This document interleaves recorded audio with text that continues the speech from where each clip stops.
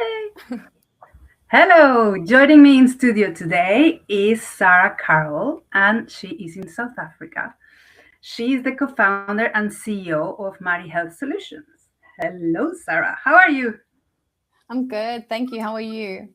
I'm very good. I'm super excited that we managed to connect finally. Finally. It's Welcome been to the months coming. Waymaker. Are you? What time is it there now? It's in the afternoon. Yeah, very nice. So So we happy. are an hour ahead of Norway. So yeah. Yeah. Okay. So nice. Super happy to Yeah. have you and to learn Thank more you. about Thank you for your journey. having me. Yeah, of course. Let's start to understand what you're building. Can you share with us what is your company about and what kind of problem is it solving? Sure. Okay, so we are a biotech startup. We're a spin-out company from the University of Cape Town. And essentially, we are operating in the aquaculture, health and nutrition space. So the industry, is rapidly growing. It's going to Mm, be the fastest production, at least animal production sector in the world, likely by 2030, basically outcompeting livestock farming. And so the problem really lies in with the fact that the industry is still sort of operating within a biological blind spot, okay. where current sort of tools around animal health are very reactive in nature. So instead of understanding what an animal is experiencing on site, or before the time, it's always very reactive. So think of things like disease outbreaks, for example, which essentially can decimate quite a few farms. I mean, the industry at the moment is struggling with about a $6 billion loss annually in preventable, you know, uh, diseases, as well as inefficiencies. So what we're doing really at Mari Health is we are trying to fill that biological blind spot. And we're doing this with proteomics, which is the study of all the proteins within an organism. And so, what we do is we provide another layer of biological intelligence that the industry doesn't necessarily sort of have access to or have really been leaning into until maybe recently. And so that's what we do is we use proteomics and we use AI and machine learning to really provide a more holistic view of the health and nutritional status of farmed fish, whether it's land-based farming or out in the sea. That's essentially where we plug in, is into the sort of how is our fish doing under this particular environmental condition, or how's our fish doing when it comes to assessing this particular feed ingredient. Can we actually feed animals this new novel protein that is coming on? So, like for example, black soldier fly larvae. That's been an area of interest in the nutrition side of things, and so Mm, that's a sort of information that the industry really needs to know before they can actually feed an animal these mm, new protein alternatives. So we actually provide the insight as to why an animal is actually stressed or diseased. And yeah, so that's what we actually really do. And so that's our current focus. But we are building other stuff out in the backside of things. And so that'll hopefully start to come to light in the next couple of months or so. yeah, super interesting. Yeah. So you work with the aquaculture farms directly, and this is kind of Yeah. like a prevention of disease. So you can kind of prevent if the animals are going to get sick. For example, can you read it in the So data? So the thing is with what we do is we actually work more upstream. Given the nature of the work that we do, it's not a sort of an on-site diagnostic, so it's not a rapid response. But Mm, in terms of assessing vaccine efficacy and therapeutics in feed, as well as alternative proteins and different nutritional formulations. This is where we come in. We provide companies like feed producers, feed ingredient suppliers, as well as health companies, the insight into their products and what it's actually doing on a very fundamental animal health level, which allows them to then make the most informed decisions around their product formulations, as well as the claims that they are making to the industry and their clients. So that's where we come in. The future of what we're doing, though, is really exciting. So proteomics has so much potential, and it is advancing at an insane rate, particularly now alongside AI. So the next coming years, even like a year ago, it's amazing how much it's actually advanced. And so I'm very excited to see where this particular technology in this sector of what we're doing actually where it goes. So yeah. Super exciting. Amazing. Thank you. Is there anything that has happened these last few weeks that you would like to share, or any milestone or any event that you guys have been? So we were recently at an animal health and nutrition technology innovation summit in London, and it was quite interesting to note, though, that despite the industry, the aquaculture industry, basically growing incredibly rapidly, the representation at the conference, I mean, I was the only aquaculture startup there, so which was quite interesting. And I feel it's a lot, many people who maybe are not quite close to the industry itself tend to think, well, why consider fish health? And so that's the sort of, I suppose, where the misnomer or misconception is around whether animals, well, fish, marine animals feel pain or actually have to have good well-being and good welfare. And of course they do. And so I think that it's going to start changing a lot more, I believe. But yeah, that was just a sort of like an interesting takeaway that I found at that conference. But then in terms of just, I suppose, things moving forward on our side, we actually are, we're basically fundraising at the moment. We've just started, I would say, like within the last few days or weeks. And so, yeah, we're raising a series, not a series A, I wish. We're raising a pre-series A, but this is really to help us or support us as we expand the company now that we are establishing overseas in the Netherlands. So there's a lot of stuff on the go. We've got so much on the go. It's quite insane, but it's good. It keeps me out of trouble. So yeah, super exciting. Action. That's great. Yeah. And if we move to your future footprint, like we like to kind of look a bit ahead. What is your legacy, or what would you like? How would you like to be remembered?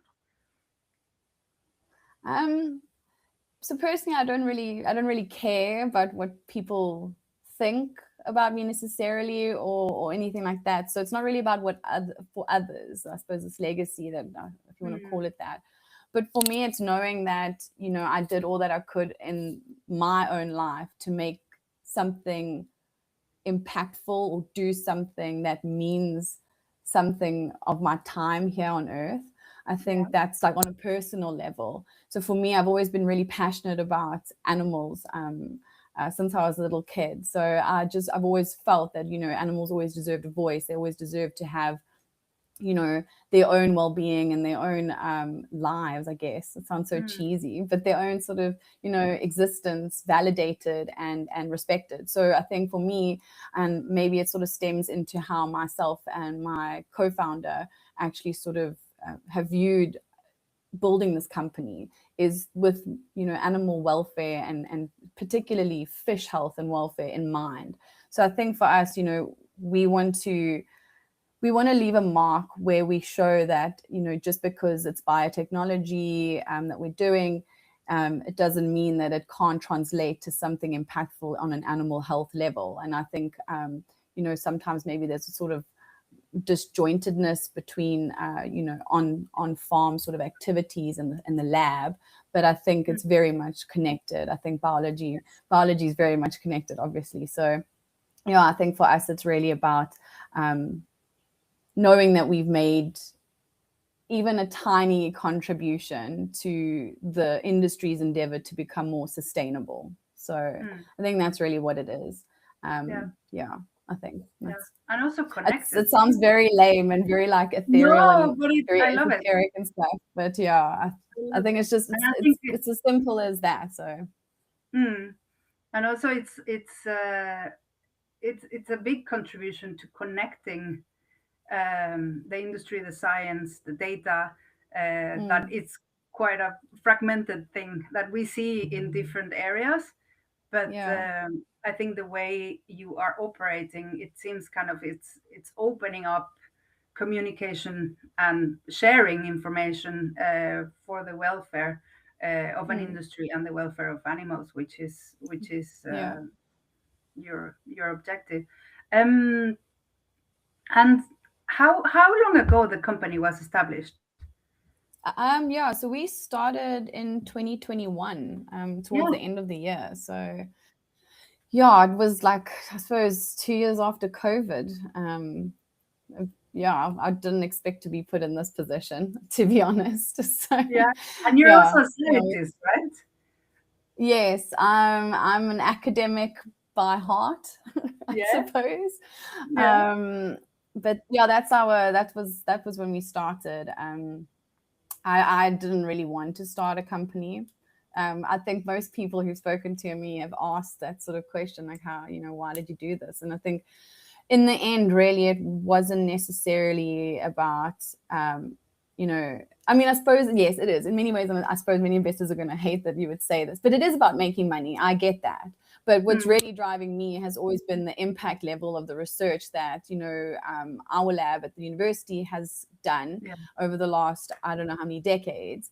And I think, universities are meant to be sort of institutions that house this amazing sort of space to learn and come up with new ideas and research, etc. Mm, Tackling real mm, world problems. But a lot of the time, they'll take that sort of innovation and really sit on it or not do anything with it.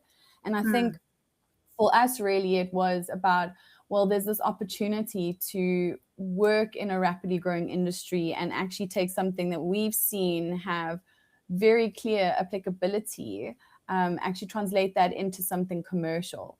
yes. I just, when I was younger, I just wanted to stay in research. I just wanted to work on animals and work with animals. Yeah. But I think for me, it was about, if this was the way to sort of making younger Sarah proud, I guess it was really the route that I had to take. And so I dove head first into the whole business realm. Mm. It was a steep learning curve. There's my dog. Oh, yeah. She's um, joining us. yeah. She's joining us. So yeah, no, it was a steep learning curve, but I can't imagine my life anywhere else right now after Mm. the years that we have had. And as Yeah. much as it's been very challenging, it's been a huge sort of like mental rejuggle and shift. Yes. I think, it's been at the same time incredibly rewarding to know Mm. that I'm doing something that I believe in. And I think that's what most people hope to, be able to do in their vocation in life. So yeah. Yeah. Your purpose. And that kind of leads me to my next question, because it's like, what was that moment that sparked you to realize, okay, let's take a break with research and academia. I'm going to go full on business. What happened in your world? Yeah, I mean, so I was I was actually on as a researcher after my PhD in Mm. the lab. So we were approached by the University Technology Fund as well as the actual university itself, to maybe consider taking the research in that lab to the next level and seeing how we can Yeah. translate that into a commercial venture. And so that was the sort of turning point, I would say. At the Mm. time, I was thinking to myself, what the hell am I actually doing? Like, why would I do this? I don't like failure. And I mean, I've heard this sort of like failure rates of startups and companies, and it doesn't instill a lot of hope in me, or it didn't at the time. But I thought, you know what? Um, my life has taken a lot of twists and turns, largely unprecedented. Um, Mm. I figured, you know what, it just for me, it was really about how can I take the work that I've done for my PhD and what others have been doing in the lab, and how can we make that something applicable to the industry? And so it was kind of an easy sort of like, it was a no brainer. Mm. Otherwise, the research would have just sat there and then develop Cobweb. Yeah. So yeah, I think Yeah. that was a turning point. It's not as, I didn't wake up one day and be like, oh, I have an epiphany. It was as simple as, I suppose, it was fortuitous, I guess. So yeah. It was kind of part of the process, like continuity of what were you doing, spending so much Yeah. time researching your PhD and then make it real. That's kind of the Yeah. dream come true. Yeah, So I cool. suppose in a way it is. Maybe at the time I didn't think, oh, this is the dream I was looking for. I didn't really think that, to be honest. I think I was like, oh man, I hope I get to still do research, because I really do still have, like, science has my heart. So Yeah. but yeah. I can't imagine myself anywhere else today. It's been a wild, happy, maddening, frustrating, exciting. It's been a good journey. So Yeah, learning. And were there any kind of surprises or any big challenge that you would like to share with us? probably not a surprise, but the challenge really, you've been stuck in academia for so long. I can't tell you how long it took me to do my PhD. But you're stuck in academia for so long, and you obviously been trained to look at things in a different way and to approach sort of problem solving in a different way.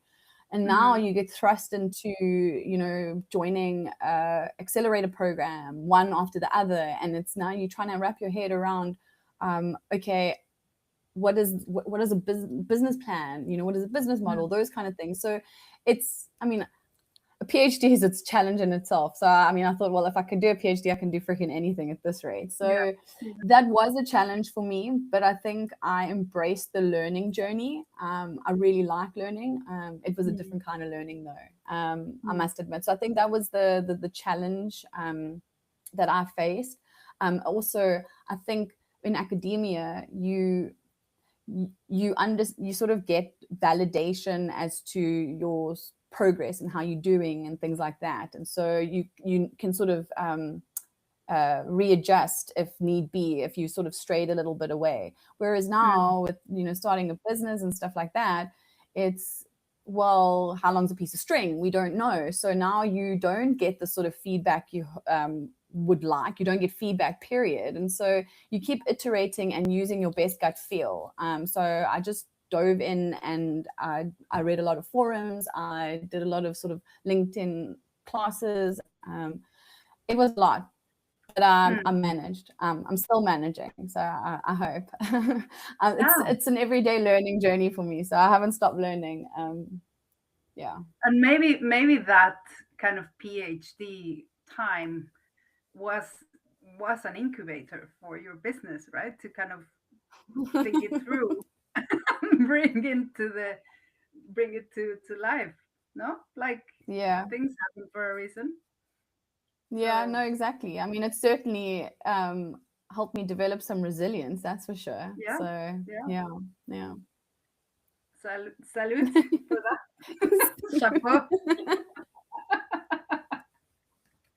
At some point, I dreamed about a PhD, but I was like, oh my God. And you guys, scientists, are my heroes. Like, I think I'm between a hippie and a scientist wannabe.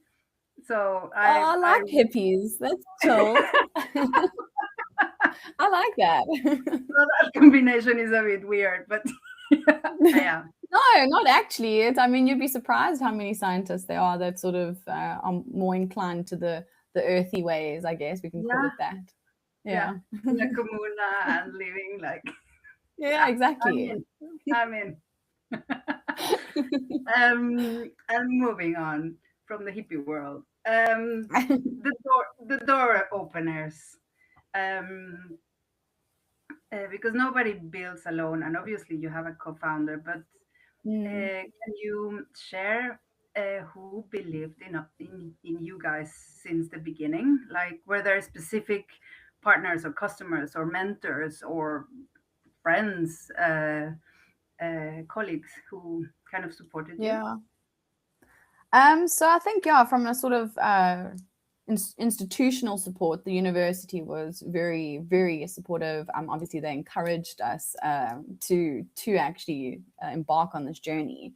So I think, you know, the team at the Research and Contracts Innovation Center, that they actually were very pivotal in our early sort of formation and getting things sort of structured, I guess. And then, of course, the guys at the University Technology Fund, Wayne and his team, they were very much keen to support us. We're actually quite unique in that we're probably the only aquaculture startup in South Africa. And so we sort of sit at a funny intersection between biotech and animal health, and then aquaculture. We're like in a funny little space, maybe a bit of deep tech as well. So it's like, where do we sit in? So it's kind of hard to sort of pigeonhole us. But they took a leap with us. I believe that they've primarily invested early stage into a lot of sort of med tech companies. But yeah, we were the only one in the animal health space. So they were very supportive. They helped university. Sorry, this is the University of South Africa. What's the name of your university? Yeah, so the University of Cape Town is the company, I mean, the university that we spun out from. And the University Technology Fund, they are actually a VC that backs early stage spin-outs from universities in South Africa. Yeah. So okay. They helped us in our early days. And yeah, Wayne has been really helpful, very eager to help on the strategy side of things as well. And then I think just in terms of, I guess, our first sort of touching into commercial space and particularly in Europe, Aker Krill, they are a krill ingredient company based in Norway. And they actually were our first sort of, they started off with the pilots and then they converted to a subscription with us. And so they were the first ones in that sort of space. And they've been incredibly wonderful, giving us good feedback, allowing us to basically evolve on their feedback. So I think that's been really helpful. But we started out in the South African aquaculture industry, which is like a total pinhead compared to the rest of the world. So we shifted to Europe probably around mid-2023.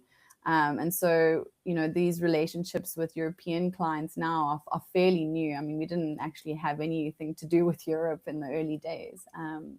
But no, I'd say those are the sort of key organizations who've been very pivotal in our commercial validation, I'd say. And then, of course, my business partner, Vernon. Vernon was my PhD supervisor back in the day. And so, I mean, it's a sort of unheard of story for, PhD students and their PIs to actually spin out a company together. But hey, we managed to make it work, which is great. So, yeah, he's been really supportive. I think our relationship has really allowed us to work very well together in a commercial business setting, not just only academic. So it's been very good. Yeah. Fantastic. Wow. Yeah, that was a good start. And also getting to know each other in that intense period and then fly. Amazing. Yeah. And his name is Ferdinand? Vernon, yeah, Vernon. Yeah, okay. Yeah. Cool. My next question is, if we talk about momentum and think if you have everything aligned, who are your ideal partners, customers, or investors that you would like to have on board next? I think for us, so we are in the process of actually setting up a sister company in the Netherlands. And at the same time, as I mentioned, we also fundraising. So for us, it's really important that we, secure and have good relationships with investors, particularly in the maybe blue economy space. investors who are aligned with, you know, our vision, where animal health, fish health is concerned. So that's the one thing. And then I would say on the sort of partners and client side, we've been quite focused on the animal feed space. But we are starting to make moves more into the animal health space as well. So fish health companies like MSD Animal Health, as well as Pharmac, are key sort of potential clients that we would love to work with, do pilots with, and see how we can build out a true collaboration or partnership for the long haul. There's definite applicability with what we're doing with proteomics and how this can really drive their own development, their own R&D, targeting maybe better drug candidates for fish health. But yeah, that's really an area that we would really love to have more players working with us in. And yeah, that's that I would say are the sort of key partners and investors that we would really like. Yeah. Conquer Europe. One little step at a time. Yeah. I also heard like Latin America has a lot of aquaculture kind of need of this kind of technology or innovation for businesses, and it's a huge market. So can you explain briefly how does it work? If somebody is interested, can they test your technology, or how is kind of the initial relationship to get in touch with yeah, I mean, we're pretty open people, so we're quite cool to hang out with and chat to. But no, so we actually offer an introductory pilot, which is sort of a very low friction. It allows a client to get an idea of the depth of data, I suppose you could call it the richness of the data, and how that can really suit their organization's R&D needs. So yeah, I mean, reaching out via our website, we have a form submission on there, but also via email at hello@maryhealthsolutions.com. But yeah, that's typically the sort of starting point for us with prospects and potential clients. But yeah, a low friction pilot we always recommend, just for a client to decide, is this the right avenue for them or not. So yeah. Okay, cool, perfect.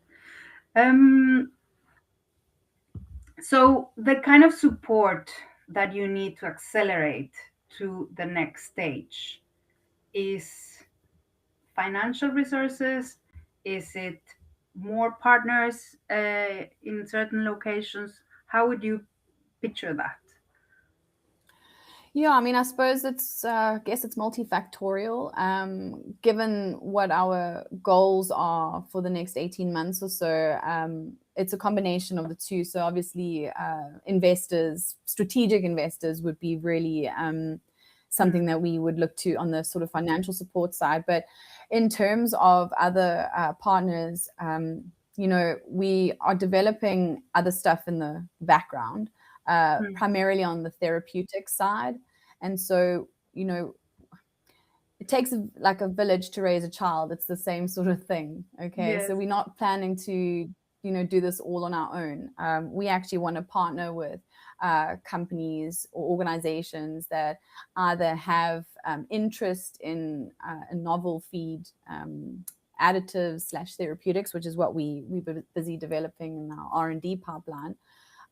So that is one area, as well as organizations that are keen to maybe test out proteomics in their own applications, who are still starting out as startups. I think that's also another area that we would like to support more on ourselves, and then to be supported by the sort of bigger corporates when it comes to us moving into Europe with a physical company. That was also sort of something that we would like to develop more, is more collaborative relationships in Europe.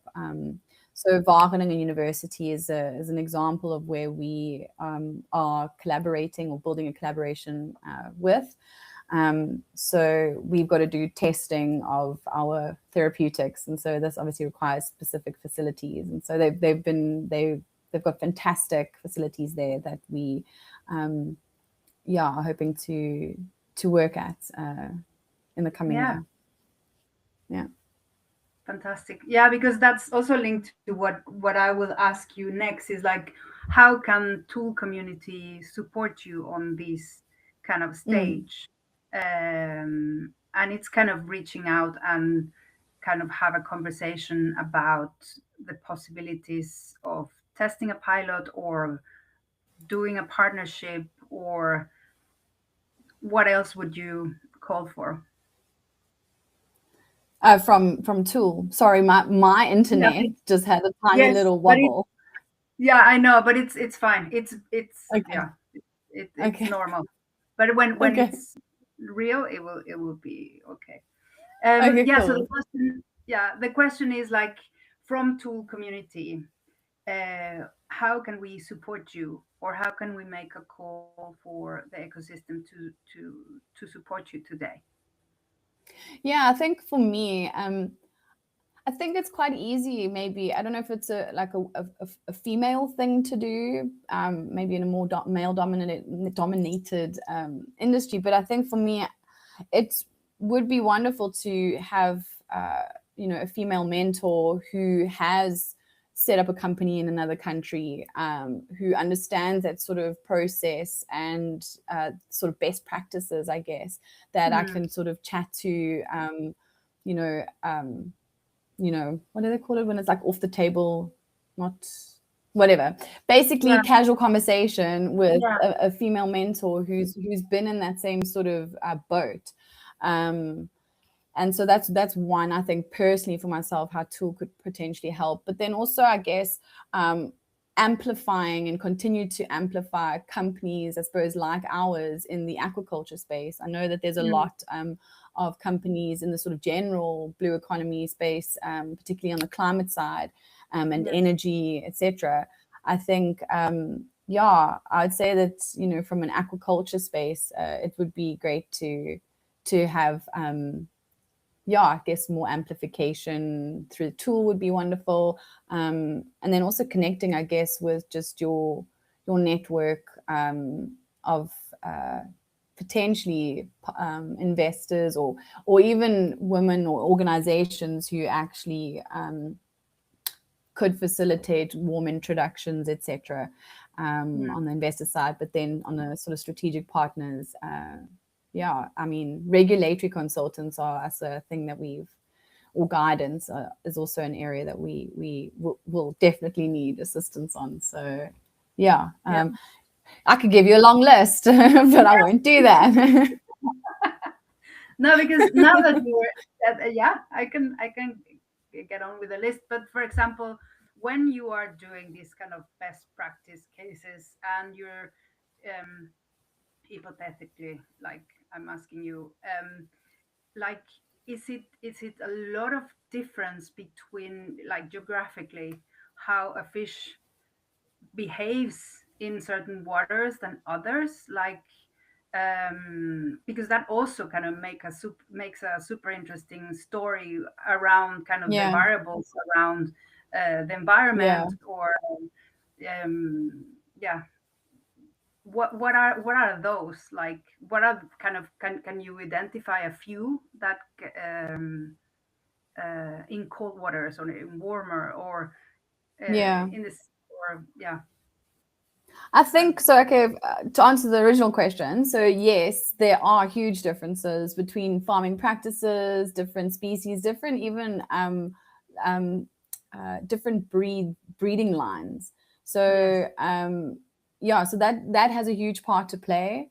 And then also just geographically, with obviously climate and everything, that has a huge impact on how successful a particular farm's population of their fish actually, how many go to harvest actually. So in terms of identifying key traits and whatnot, when it comes to them on a sort of protein molecular level. I think it's a well-known fact in the industry that it's really hard to ascertain and know what a healthy fish really is. And that's just by sheer fact of the, that aquaculture compared to conventional livestock farming is quite young, I'd say, compared to it. And that's, sort of lends itself then to also how much research has actually been done into aspects of successful fish farming parameters, etc. That's not to say that there isn't a lot of research that has been done, but the tools are evolving ever so rapidly, but as is farming intensity. And so the key here is to really sort of match that momentum with what's the biological data actually saying about our farming practices, about the feed that we're giving our animals, about the particular biomarkers that we've used for 10 years. Are they still real biomarkers to be using? Who knows? And so that's where tools and platforms like proteomics and omics in general have a huge role to play in, basically decoding aspects of fish's biology that are sort of, I would say, gray areas. So that's the long and short of it for your question. Yes. So it's in a way kind of updating and discovering the parameters. Yeah, Could you say is. that? Yeah, I would say that. I would definitely say that. I would also say that it's doing so in light of the fact that we are increasing our farming intensity. We do experience unpredictable weather patterns, unlike before. So yeah, I mean, it's a multitude of variables that it's hard to sort of stream them into different categories because they all have their own varying impacts on an animal's health. I think farming cattle is probably a lot easier than farming fish. So, I mean, I think a lot of the time people think you can just take fish and do what you do with cows and just chuck them into water, and it really isn't like that. So, yeah. Yeah. Yeah. To learn about aquaculture. It's a very interesting topic. And it's so many. It's different. Yeah, it's different, and it's really kind of the connection between the science and the technology is so crucial that maybe it's also breaking some barriers of some traditional ways of thinking and ways of operating that they need to kind of move on. Yeah. I think the other thing that has a huge part to play is the sort of public perception of like where your food comes from.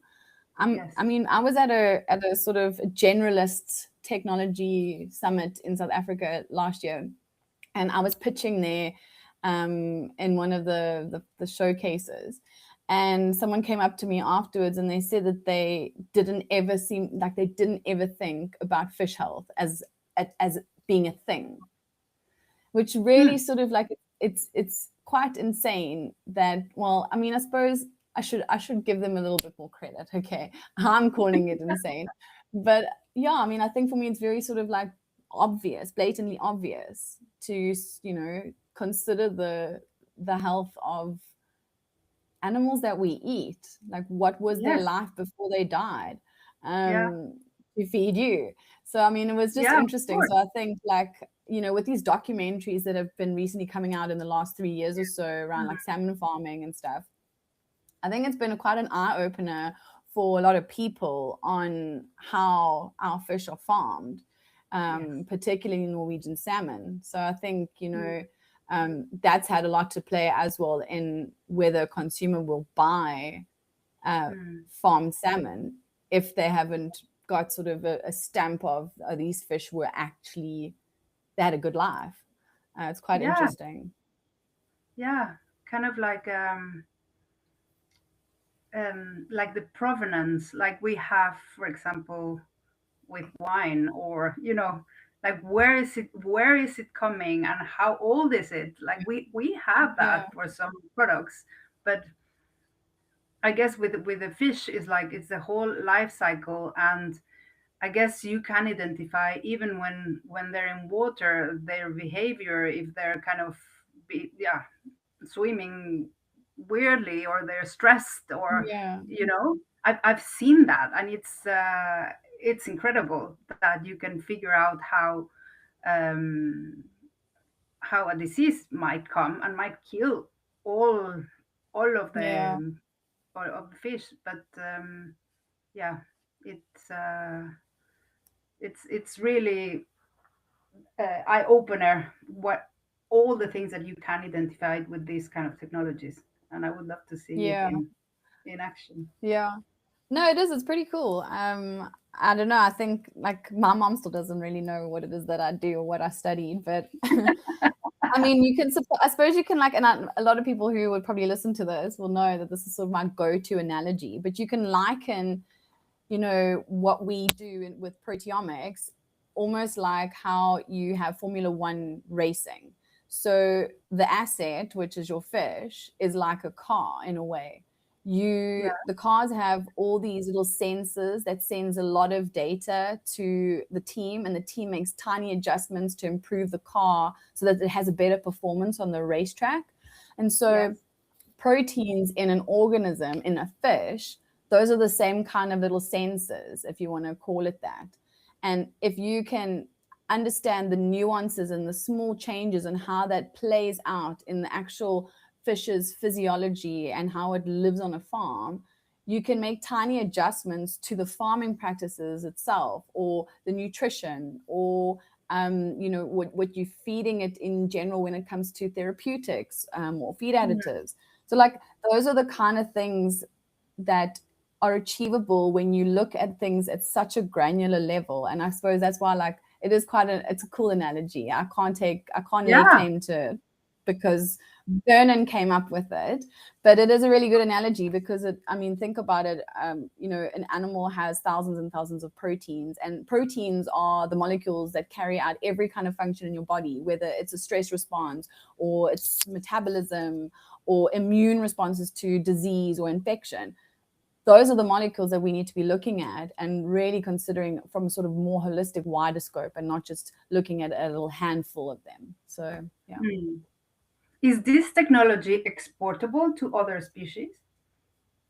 Yeah, so because it's obviously using biological data, it is translatable to other species. I think the key factor here is if an animal's genome has been sequenced, you can pretty much use proteomics on that species. And we've done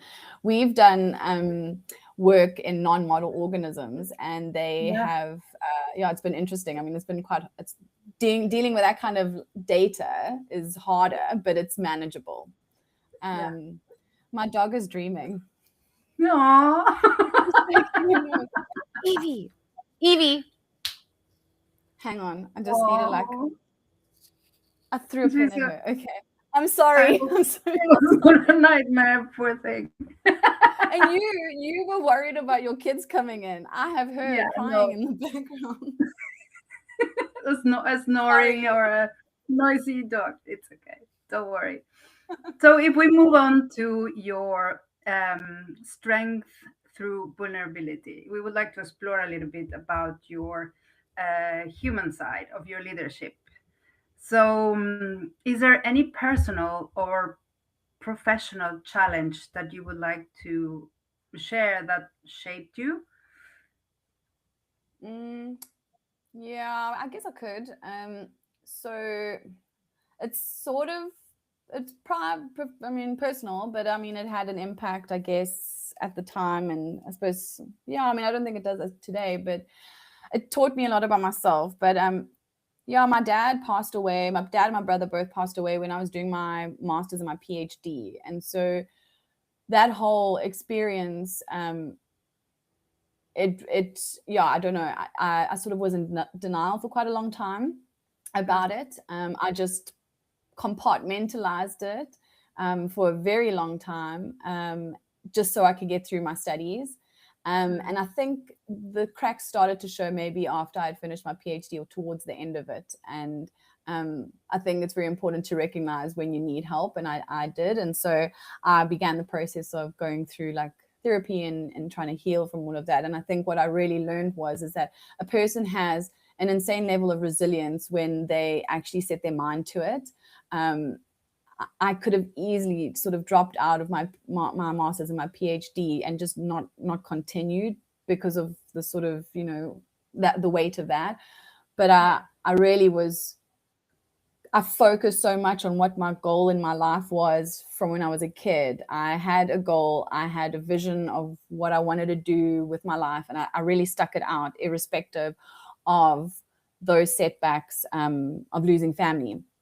So that's like the one thing I would say. But then on a sort of maybe a lighter note, because that it's not meant to be a Debbie Downer type sort of, I guess, offloading, but it did help me learn a lot about myself when it comes to resilience and building fortitude.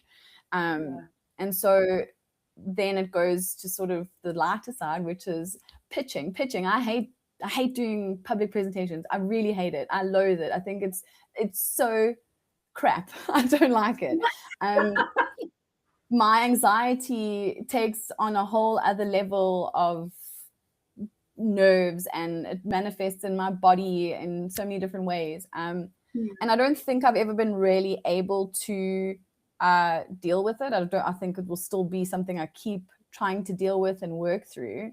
But I think the thing that maybe I suppose I've learned a lot is that it's really what's been driving me. It goes back to what I was saying about like my PhD and, you know, having to deal with losing family, is that it's what's driving you at the end of the day, what makes you wake up every day and say, this is worth it. And I suppose that's what's really been the sort of overarching solution, I guess, to those challenges, has been finding and knowing what my purpose has been. And I've been very lucky. I've been sort of I have been a determined child. I was a determined child growing up, and that my parents never had to worry about what is it that Sarah actually wants to do with her life. This was always going to be some level of thing, working with animals in some way, even though it's aquaculture and it's not like the cute and cuddlies, but it's still something that's going to have a positive impact, I hope. So I'd say it's finding a purpose.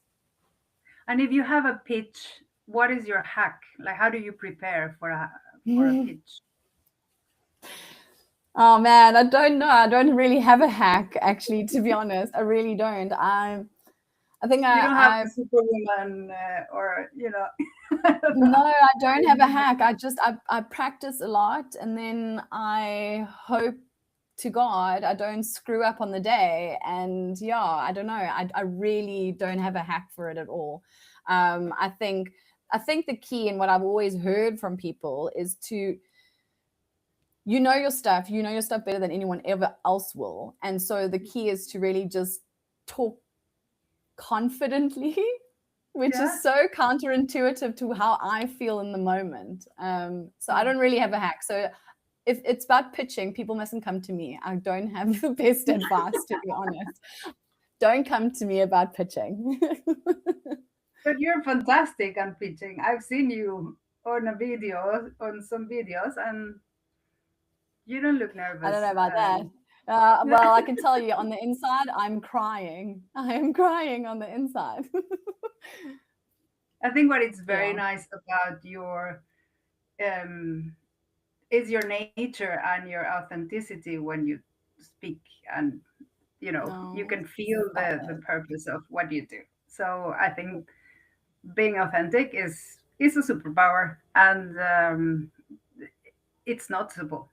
So Thank you. It's part of the. I appreciate that. the pitching, but it's so. It's. I don't think you're the only one who is uncomfortable with. Oh no, I think lots of people struggle with it. I think it's just it sucks that this is like my life. This is what I have to do.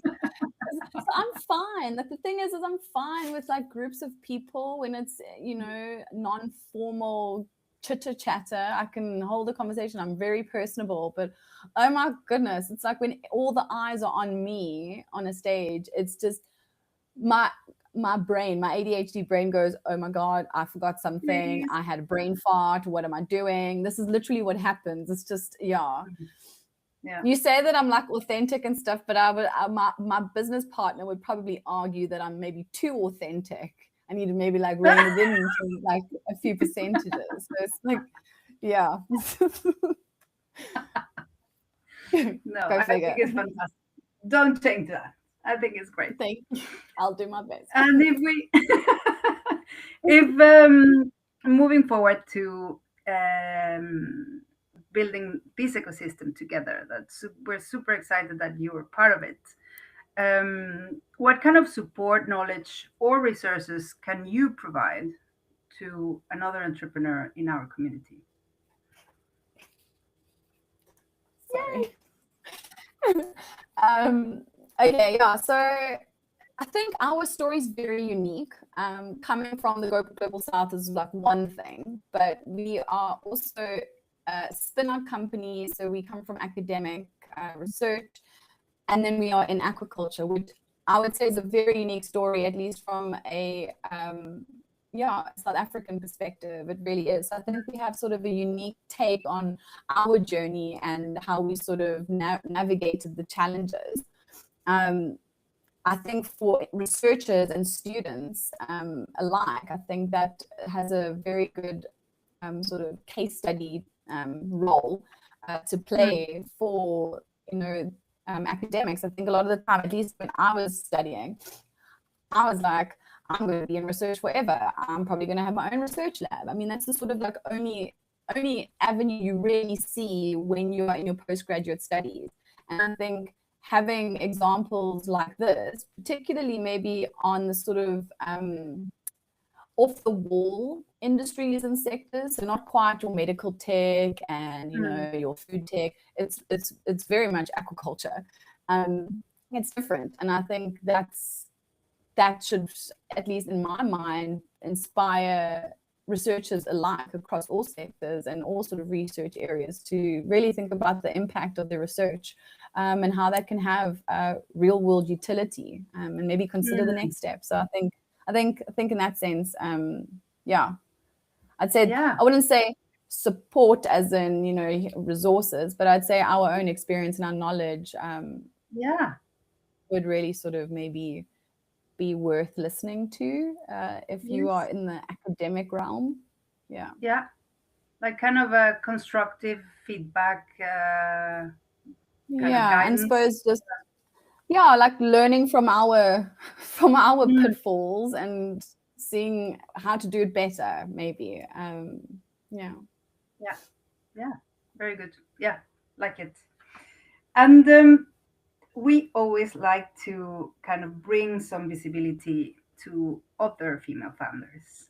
Are there any female founders in your journey that you would like us to hip hooray for them, or that we could maybe feature next? Okay, so I don't think she's a founder at the moment, but she used to run her own fish farm, I believe, back in the day in South Africa. But she's a marine biologist and she's a self-touted fish nerd. Her name's Mareike Masson, fellow South African. What I really like about her, I haven't met her in person, but the energy that she just brings to like a meeting or a call is you can sense her passion, her excitement for the work she does, the people that she engages with. And I think she'd be a fantastic person to have on the podcast or even just spotlight. She's a really wonderful person to know. So I'd say her. Yes. So her name is? Mareike. So it's M-A-R-Y. Yes. Yeah, Mareike Masson, M-U-S-S-O-N. Perfect. So we will cheer her on for her energy in the industry, right? She's Yeah. Amazing. She's actually, yeah, I mean, she knows what running a fish farm is all about. Mm. So Yeah. yeah, she's really cool. Yeah. Amazing. Any other And we share the women? same birthday. Oh, cool. Any other woman? I can't think off the top of my head. She was the one Yeah. that came to mind. Yeah. Yeah. Very nice. Super. And moving on to thinking about the next generation, what advice do you give to young talent entering the industry or to your young self? What kind of skills, mindset, um, yeah, do you think they will need for the years ahead?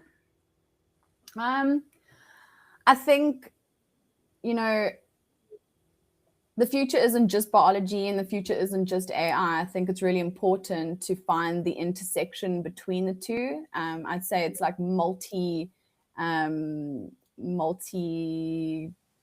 knowledge based, I would say. So, I mean, aquaculture isn't going to be run by either or. I think it's requires a lot of holism. That's the one thing. And then I think, you know, the sort of mindset that I would advise or advise younger folk. I feel like I am young, but anyway, to really sort of embrace is the willingness to learn and be a sponge. Be a sponge. No question is a stupid question. Connect with people, whether it's on LinkedIn, at industry events. It's so important because you never know who you're going to meet along the way. And it's true what they say, your net worth, I mean, not your net worth, your network is your net worth. So it's really important that you surround yourself with the right people who can actually lift you up. And then I would say in terms of mindset, for me, it would have to be resilience. Yeah, biotech is not, it's not a walk in the park. So it really does require adaptability, flexibility, and the ability to really sort of find a way forward, irrespective of the crappy feelings you feel in that moment because you've experienced failure. Failure is the room for growth. It's not meant to be a closed door. So I think that's what I would say. And I'd say for female founders, younger female founders, I think we'll always invariably feel we have something to prove more so than our male counterparts. I don't know if it's sort of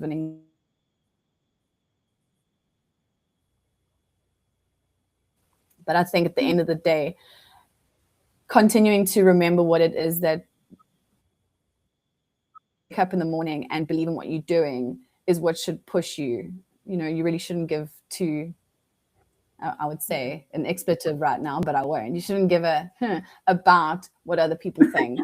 And always embrace being yourself, because people are always going to say something or another about, you know, how you behave or whatever. And it's for me, it's be you and keep riding the wave of your passion and what's pushing you, I'd say.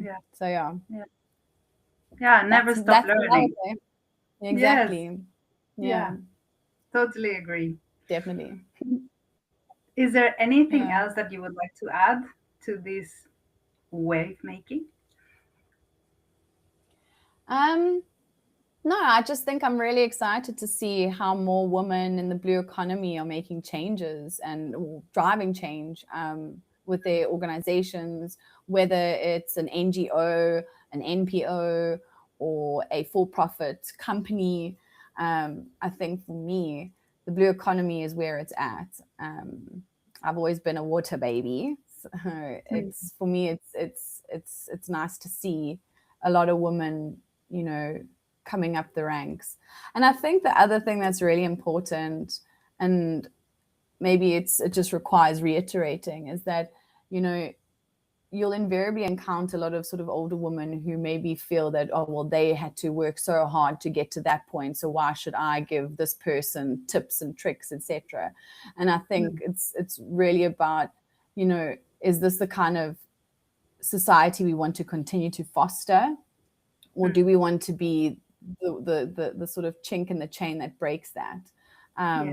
You know, because it's about building women up. We shouldn't have to break them down to make them stronger. So I think don't be a part of the problem, be a part of the solution. So yeah, and lift each other that's up. what I'd say. Yes. Yeah, exactly. Thank you. Yeah, I really like that. I'm super happy to have you here and that we had this conversation. You're Thank you for always having welcome me. to come to Norway. Let us know if you Oh, I visit. love Norway. I love Norway. So are you based in Oslo? Yes, very close to Oslo.